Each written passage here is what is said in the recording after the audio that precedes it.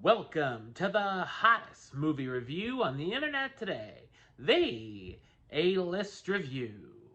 I'm your host, the Game Changer, Wes Troop, and it's time to go back to the theater. And it's time for Miles Morales to sling some more webs along with many other Spider-Men and women. My review of the 2023 animated superhero sequel, Spider-Man Across the Spider-Verse, coming up now.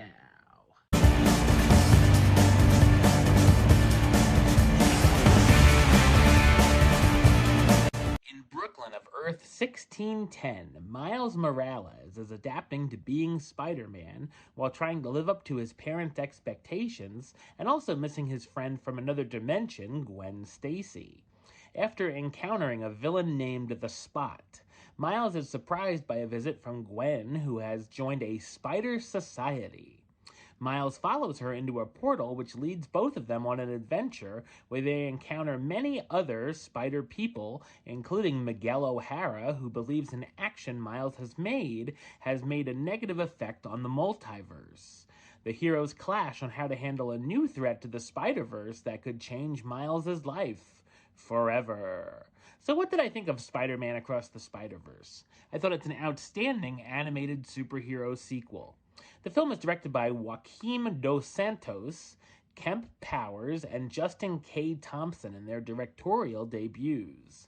I was glad that we get a quick recap here, as the first movie came out 5 years ago, so there's some details audience members may have forgotten. The animation is fantastic, and while the first Spider-Verse film is amazing and unlike anything I had ever seen, this one even tops that.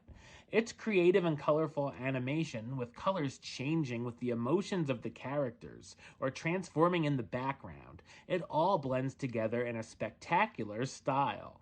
I also love that the different worlds use different animation styles.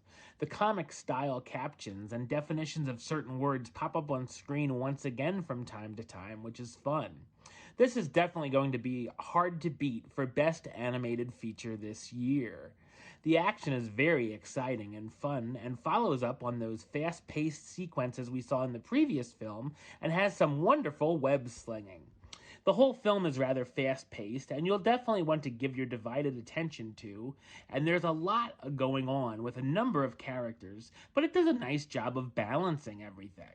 It can slow down to flesh things out, which is nice and gives some heartfelt family moments between Miles and his parents, as well as Gwen and her father.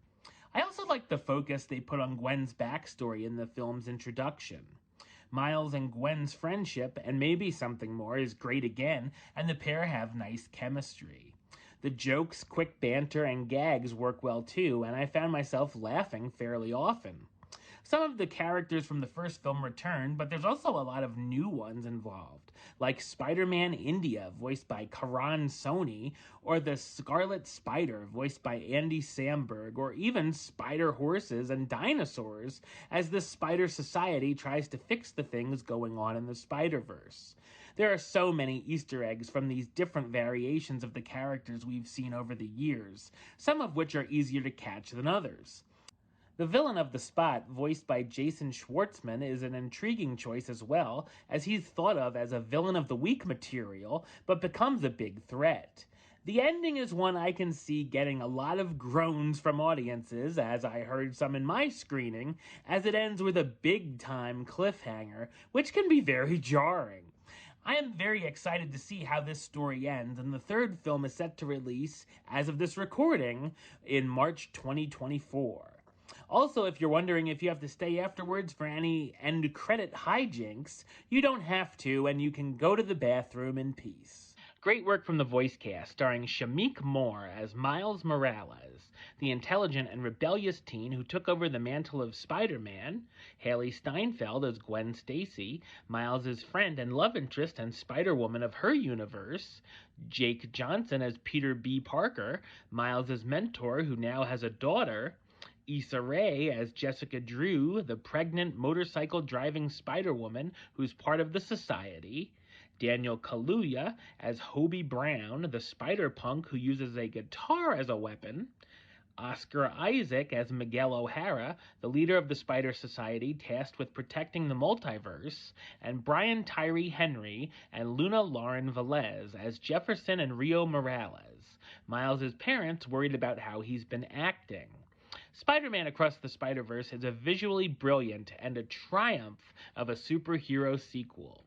Number-wise, I'm going to give it a 9 out of 10, which gives it the A-list rating of A-list approved. That's right, it gets the A-list seal of approval. Alright, well, that's the show. I'll be back with another review very soon. But until then, don't forget to subscribe, like, and comment right here on YouTube. YouTube.com/WestsideOf515. Like the show on Facebook, Facebook.com/WestTroupeAlist. And of course, you can follow me on the Twitter, Instagram, and Letterboxd at WesAlist. Until next time, Troop out.